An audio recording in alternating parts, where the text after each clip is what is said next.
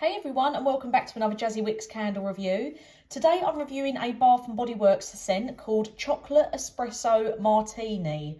So this was actually part of a limited edition drop. So they brought this out as it was a Bath & Body Works surprise Saturday candle drop.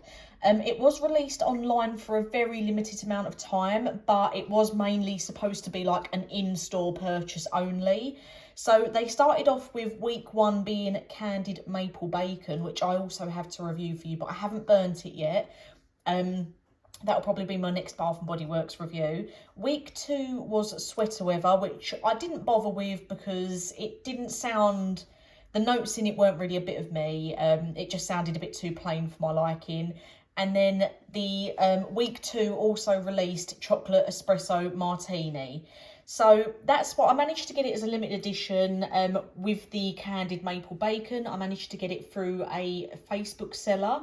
They ended up costing me, I think with postage for the two, it ended up costing just over £40. Bath & Body Works 3-wick candles are normally $26.50.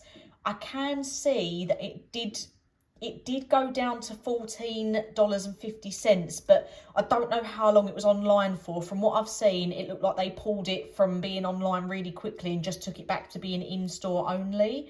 So it's got a normal plain lid on there, and as you can see, it's their standard 3-wick candle. I haven't trimmed those wicks since I last used it, but you can see it's burning nice and evenly. A teeny tiny little bit of soot on there, but that's probably from where I've just blown it out. And it has got that really cute little Espresso Martini cocktail design on the front there with the gold label. So the 3-wick candles, that's mainly the standard one that they do. It's 14.5 ounces. It's made from the soy wax as well. Always trim the wicks as usual, obviously. So the notes for this, I'm just getting it up now. So you can see there's a little bit on the front there. So it says espresso, coffee liqueur, dark chocolate swirl. I'm just seeing if there's anything a little bit more. So yeah, online it says it smells like the sweet chocolatey after hours way to drink your favourite brew. Fragrance notes of coffee liqueur, espresso splash of vodka and dark chocolate swirl. So just a little bit more detailed than what's on the label. I absolutely loved this. This is basically what Bath & Body Works are. Majority of their candles that I've ever had have always been good. I've had the odd one that's not all that, but when you're paying, obviously here in the UK, we've got a very limited selection of Bath & Body Works scents that have just been released in Next. But it's very limited. We don't get limited edition drops like this. It's just like their core scents.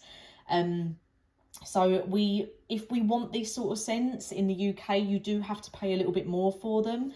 But even that being said, comparing it to Yankee Candle, obviously a large Yankee Candle jar is 22 ounces, and you're paying £27 or £28 for them now in the UK.